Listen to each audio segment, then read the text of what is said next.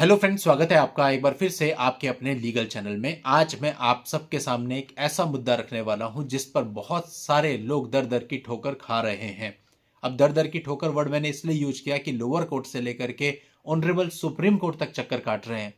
जगह जगह कहीं 2 साल खराब किए, कहीं 5 साल खराब किए, लेकिन फिर भी रिलीफ ना के बराबर मिलता है। तो ये एक रिलीफ वाला जजमेंट है और आप में से अधिकतर लोगों को जिस परिस्थिति से जूझते हैं, ये डीवी एक्ट से संबंधित है, आप लोगों को रिलीफ देगा। इस वीडियो को ध्यान से अंत तक आप लोग देखिएगा।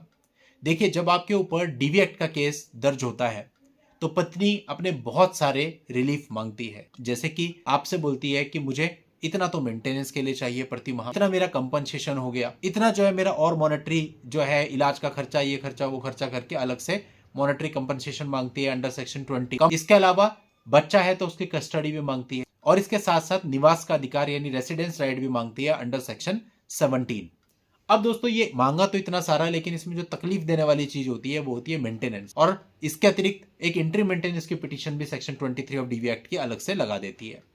तो अब दिक्कत करने वाली चीज होती है एक तो मेंटेनेंस और एक रेसिडेंस राइट। मेंटेनेंस में पैसा जाता है और रेसिडेंस राइट का गलत प्रकार से यूज किया जाता है। कुछ मामलों में तो पत्नी अपने मायके रह रही होती है और उसका वापस आने का कोई भी इंटरेस्ट नहीं होता, लेकिन कुछ मामलों में डीवी एक्ट के अंतर्गत रहने के अधिकार में एक ऑर्डर लेती है और उस ऑर्डर की कंप्लाइंस करा करके आपके घर में आ जाती है और उसके बाद सीखे सिखाए में ऐसे काम करती है जिससे आपको घर छोड़ने पर मजबूर होना पड़ता है। फॉर एग्जाम्पल, आपके घर में आई और उसी दिन रात को पुलिस को बुला लिया और बोल दिया ऐसा मुझे मारने की कोशिश कर रहे हैं।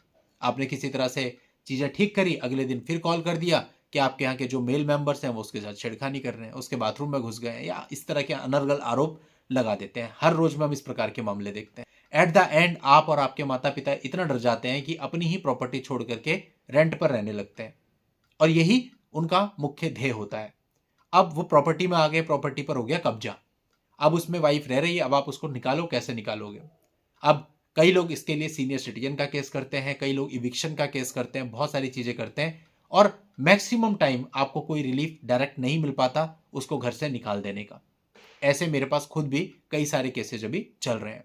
अब इसी पर ये जजमेंट है। ये judgment basically section 17 of DV act में पत्नी को जो रहने का अधिकार दिया गया है उसको बताता है। यहां पर ही कहता है कि सेक्शन 17 में जो पत्नी को रहने का अधिकार दिया है वो उसकी सुरक्षा का अधिकार है, ना कि उसका मालिकाना हक। पत्नी के रहने के अधिकार का मतलब ये नहीं निकाला जा सकता कि प्रॉपर्टी का जो वास्तविक मालिक है उसके अपने घर में शांति से रहने का अधिकार कम हो जाए। साथ ही यह भी कोर्ट ने कहा कि एक सुरक्षा का अधिकार है, ना कि ससुराल वालों की संपत्ति पर अनिश्चित काल तक कब्जा करने का लाइसेंस।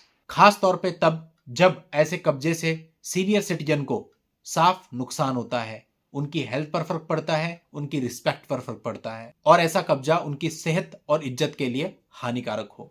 यानी सीधे शब्दों में यह बोला है कि जो रहने का अधिकार है वो किसी भी तरह से जो प्रॉपर्टी का असली मालिक है उसके अधिकार को खत्म नहीं कर सकता है। अब रेयर ही सही, लेकिन कुछ ऐसे जजमेंट इस मुद्दे पर हैं जहां पर पत्नी उस घर में कब्जा किए हुए थी और वो जो प्रॉपर्टी थी वो माता पिता या किसी और के नाम पर थी। अब जब आप कोर्ट में गए, आपने आर्ग्यू किया कि इसका रहने का अधिकार है एंड जो उसका पति है, हस्बैंड है, वो उसको रहने के लिए अकोमोडेशन देने को रेडी है, तो दिक्कत क्या है? अब ये क्या हुआ कि वो जो उसी प्रॉपर्टी में रहेगी? तो ऐसे मामलों में इस प्रकार के ऑर्डर्स हुए हैं जहां कोर्ट ने इस चीज को कंसिडर किया कि जो एक्चुअल मालिक है वो इसके वजह से घर से बाहर है, तो कोर्ट ने ऑर्डर किया कि ठीक है, आप इसको अल्टरनेट एकोमोडेशन प्रोवाइड कीजिए और पत्नी को ऑर्डर किया कि इस मकान को खाली कीजिए। ऐसे जजमेंट कम है लेकिन मिल जाएंगे आपको। तो दोस्तों, ये भी इसी प्रकार की कड़ी का एक जजमेंट है। आप लोग की हेल्प के लिए इस मामले का लिंक मैं इस वीडियो के नीचे डिस्क्रिप्शन में दे दूंगा, वहां जाकर के आप इस पूरे मामले को जान सकते हैं। आज की इस वीडियो में इतना ही। नेक्स्ट वीडियो में नई जानकारी के साथ मैं आपसे फिर मिलता हूं। तब तक के लिए good bye and thank you for watching. Take care.